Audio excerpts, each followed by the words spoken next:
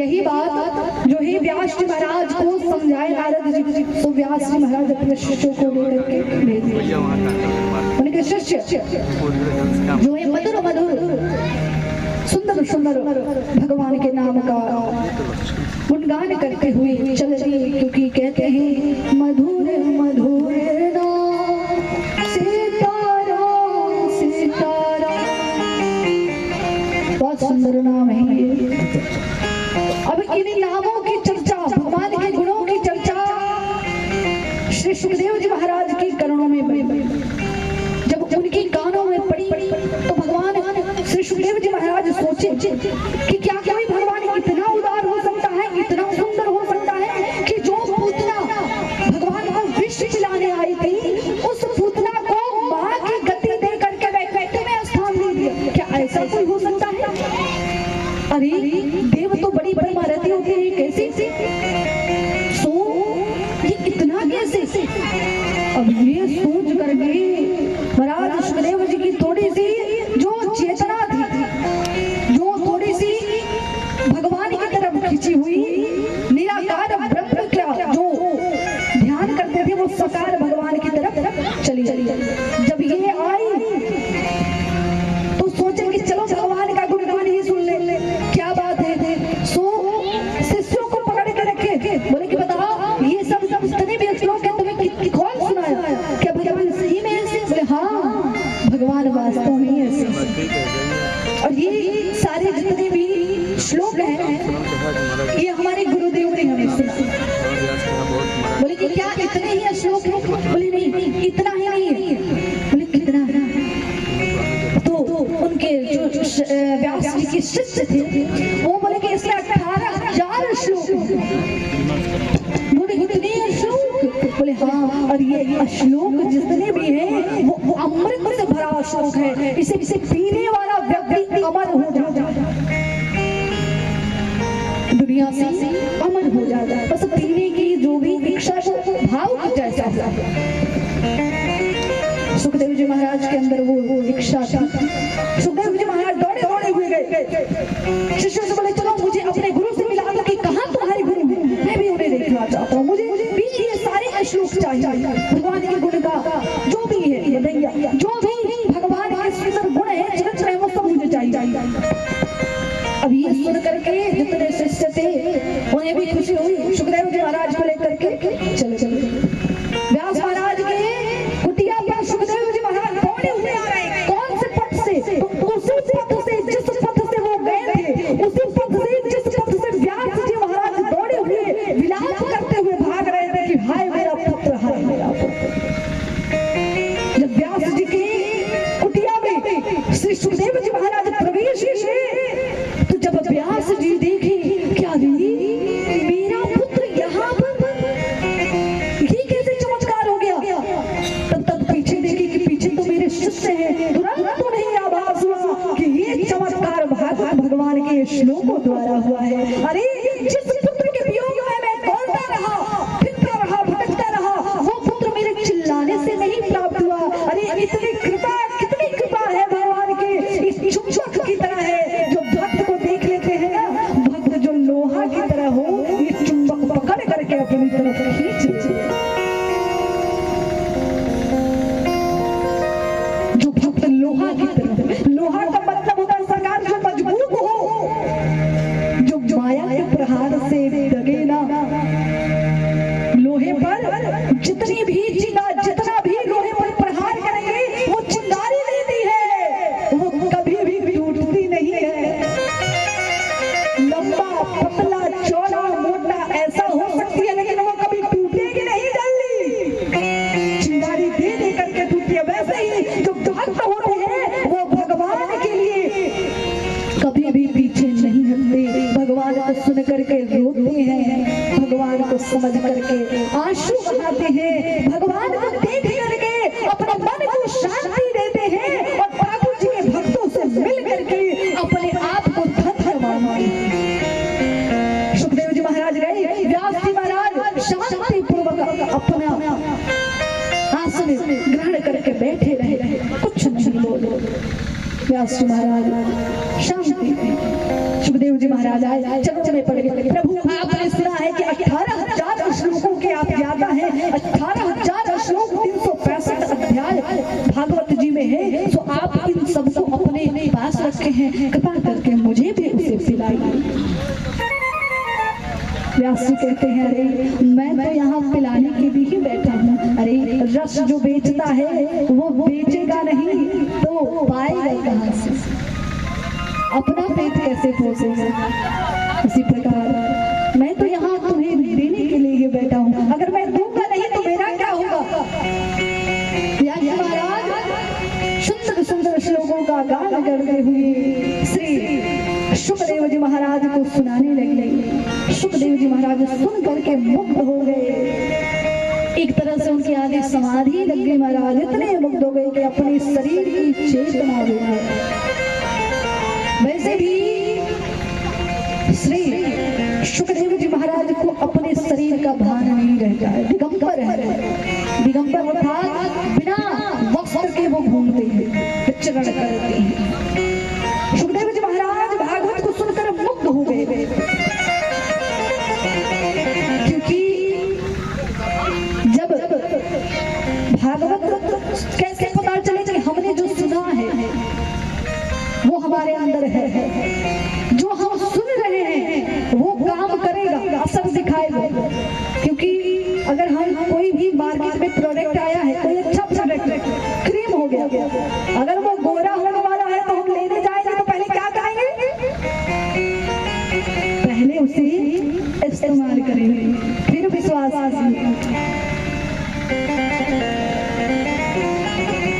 उसी जो ये सुखदेव जी महाराज हैं, वो ठाकुर जी की सुंदर सुंदर गुणगानों में मुग्ध हो गए हैं, आनंद मग्न हो गए हैं।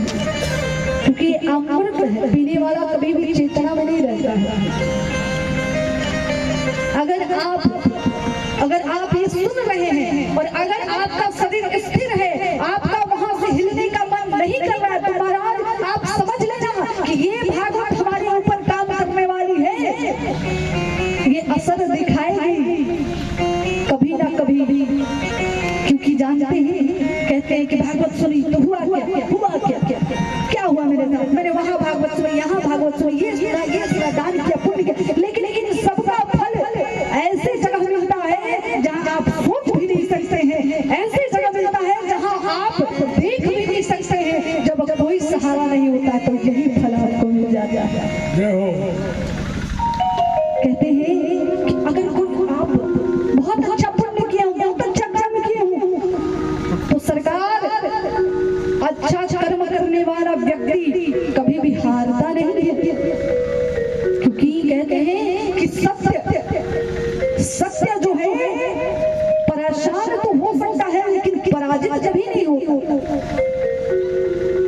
तो अच्छे कर्म करने वाले व्यक्ति थक तो जाते हैं लेकिन हारते कभी नहीं। अगर किसी के साथ आपने अच्छाई की तो आपको जानते हैं कब आपका फल मिलेगा, जब आपकी कोई बहुत सुंदर काम होने वाला हो, आप बार बार लेकिन नहीं हो रहा हो, तो उस समय आपकी अच्छाई का फल वहां मिल जाता है, तुरंत वो काम हो जाता है।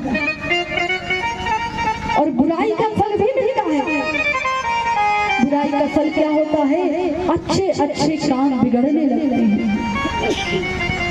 आप करने जा रहे हो, एकदम होने वाला है, ये काम आज हो जाएगा, और ठीक उसी समय पर पता चलता है कि आपका ये काम आज नहीं।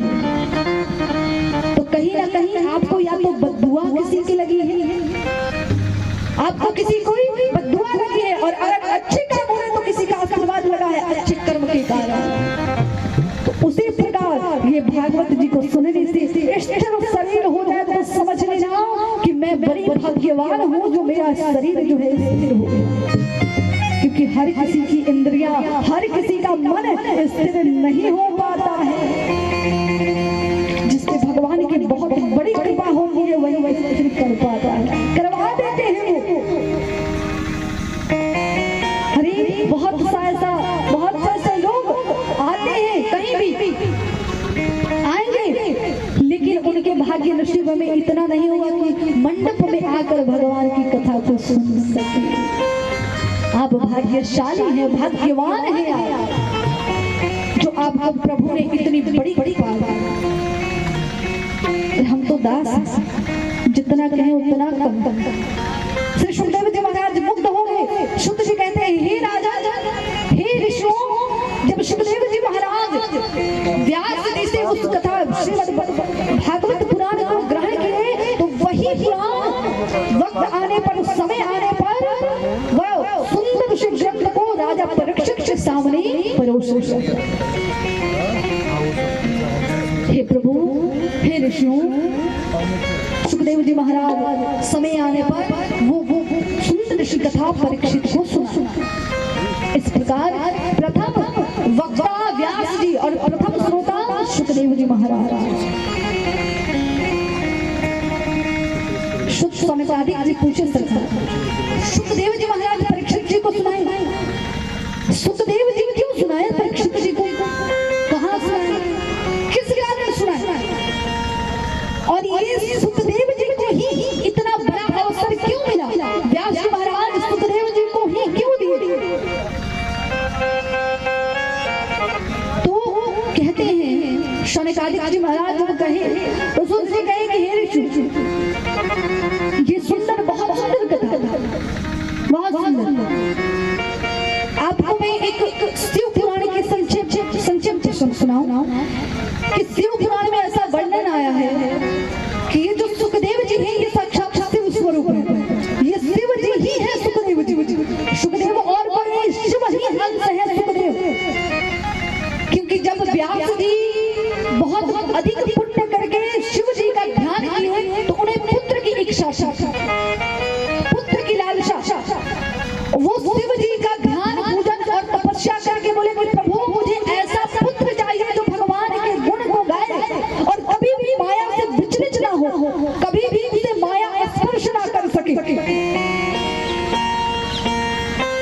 ऐसा कोई भी ऐसा साधक ना हो जो उसे स्पर्श कर सके, कोई भी शक्तियां। तो उनकी तपस्या से प्रसन्न हो करके और शिव जी ने आशीर्वाद दिया कि जाओ, मैं ही तुम्हारे घर बालक के रूप में आऊंगा।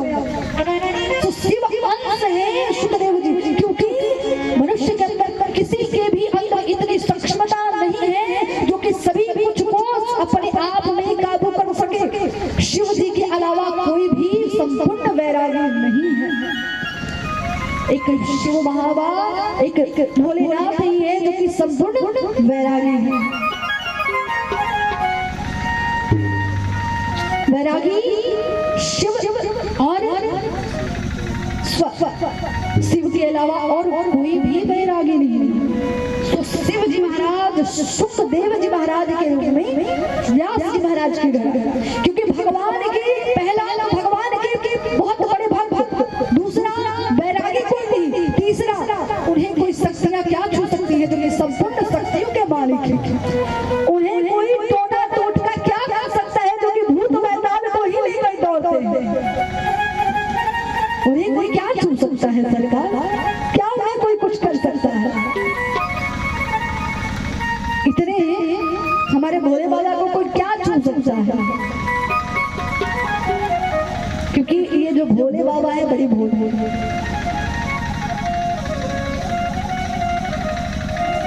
भोले बाबा बहुत भोले। सो सुखदेव जी के घर शिव जी है और वही सुखदेव जी महाराज समय आने पर राजा परीक्षित को भागवत की कथा सुनाई। अब कहते हैं सनकादिक की क्यों सुनाई, कहाँ सुनाई, किस कारण सुनाई? तो व्यास जी, शुद्ध जी कहते हैं